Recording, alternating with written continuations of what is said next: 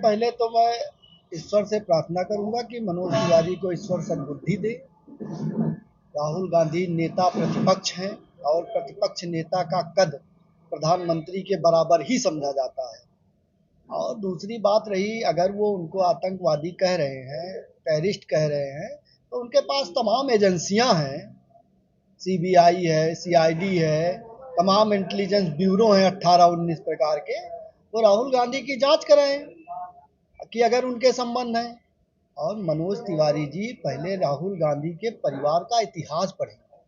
जब देश की आज़ादी से लेकर अंग्रेजों से लड़ने वाले उस परिवार से हैं जिसने देश में तमाम यातनाएं सही, देश को अपनी संपत्ति का एक एक इंच देश के नाम दान कर दिया। ये भी नहीं सोचा कि हमारी आने वाली पीढ़ी के लिए एक छत होगी कि नहीं होगी। उस परिवार से ताल्लुकात रखते हैं। माननीय मनोज तिवारी को इस बात का ध्यान में रखना चाहिए और पूरे देश से उनको माफ़ी मांगनी चाहिए इस बात को लेकर। कांग्रेस पार्टी क्या करेगी? हमारी जो भी आवाज़ें हैं हम उठा रहे हैं, लेकिन ये गूंगी बहरी सरकार है, इसको गांधी परिवार से खतरा है, इसलिए बार बार गांधी परिवार को टारगेट बना रही है। ये सरकार जो है धर्म और सांप्रदायिक सरकार है। ये खुद नहीं चाहती है कि शिक्षा बढ़े। कभी आपने भारतीय जनता पार्टी के किसी नेता को शिक्षा पर बात करते देखा? कभी किसी चैनल पर किसी नेता को शिक्षा के लिए आवाज़ उठाते देखा? यह सिर्फ मंदिर मस्जिद, हिंदू मुसलमान सिख और ईसाई कर सकते हैं। यह शिक्षा को कभी बढ़ावा नहीं देंगे। कभी इन्होंने कहा बटोगे तो कटोगे, लेकिन कभी कहा कि शिक्षा लो आगे बढ़ो? कभी नहीं कहेंगे, क्योंकि ये जानते हैं जिस दिन हिंदुस्तान का नागरिक शिक्षित हो जाएगा उस दिन हमसे सवाल करेगा और उनकी सत्ता चली जाएगी। देखिए, गाय एक बहुत सीधी साधी पशुओं में आती है और हिंदू संस्था, हिंदू सनातन धर्म, हिंदू जो धर्म के मानने वाले हैं सनातन धर्म के, वो उसे माता के रूप में पूजते हैं। और जो इस तरह की बात कर रहे हैं उनसे पूछिए कि वो गाय को कितनी माता मानते हैं। वो केवल गाय के नाम पर राजनीति कर सकते हैं, गाय के नाम पर वोटों को बटोर सकते हैं, लेकिन गायों के संरक्षण का कोई काम नहीं कर सकते। उनका मुख्यमंत्री असम में कहता है कि गायों को आप खाइए, लेकिन घर के अंदर खाइए।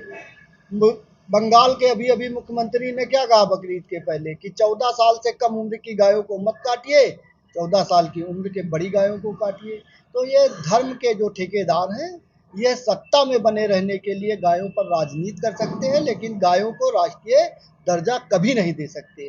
गाय के काटने पर प्रतिबंध है, बहुत पहले ही लग चुका था, कई बार सुप्रीम कोर्ट से भी लगा, आज भी आदेश है, लेकिन ये उसका पालन नहीं कराएंगे क्योंकि इनको चंदा लेना है हमसे। पे आ गया जी बिल्कुल, 14 के बाद, 14 से पहले भारत करीब 27-28 नंबर पे था।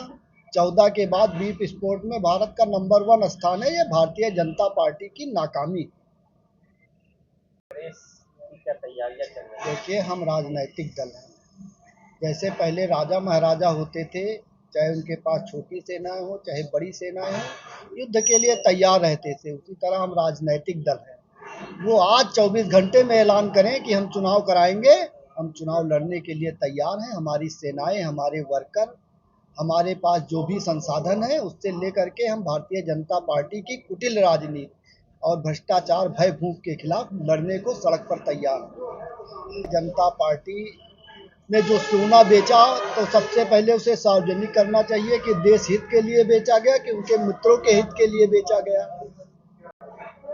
मनमोहन सिंह ने जब चंद्रशेखर आजाद की जो है प्रधानमंत्री के नेतृत्व में जनता दल की सरकार थी, मनमोहन सिंह ने देश की अर्थव्यवस्था के लिए भारत का सोना गिरवी रखा था, कभी बेचा नहीं। लेकिन 14 के बाद जब से भारतीय जनता पार्टी की सरकार आई है, सब बिक रहा है, कुछ बन नहीं रहा, केवल बिक रहा है या नामकरण हो रहा है। इससे क्या होगा? देश को फायदा होगा? बिल्कुल कहीं से भी फायदा नहीं होगा। देश जो सोना होता है, जैसे महिलाएं घर में जो पुरुष या जो भी सोना खरीदते हैं, चांदी खरीदते हैं या कुछ बचत में रखते हैं, वो एक आंतरिक व्यवस्था होती है कि हमारी बहुत विषम परिस्थितियों में काम आएगी। माननीय मोदी जी को, माननीय गृह मंत्री को बताना चाहिए कि कौन सी ऐसी विषम परिस्थिति थी जिसके कारण ये सोना देश का बेचा गया। के लिए कार्यक्रम करने के लिए हर राजनीतिक दल को 2 से 2,500 3,000 में मिल जाती थी व्यवस्था, और हर मध्य वर्ग और गरीब आदमी अपना काम चला लेता था। आज वो कूड़े का इस तरह अंबर हो गया है कि अगल बगल के रहने वाले बदबू से परेशान हैं, मलेरिया और टाइफाइड की बीमारियों से जकड़े हुए हैं। मैं आप लोगों के माध्यम से चाहता हूँ कि आप लोग इसकी आवाज़ उठाएं और नरेंद्रालय से को जो कूड़ा घर बनाया गया है उसका सफाई अभियान कराया जाए और स्वच्छ रहे।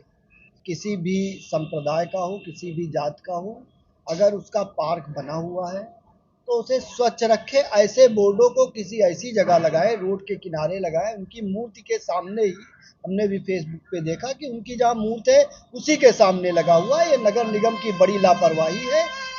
और या तो फिर निषादों को टारगेट बनाया जा रहा हो इस तरह करके भारतीय जनता पार्टी में, तो मैं चाहता हूँ कि इसको नगर निगम उखड़वाए और इसको सही दिशा और सही कदम पे लगाए।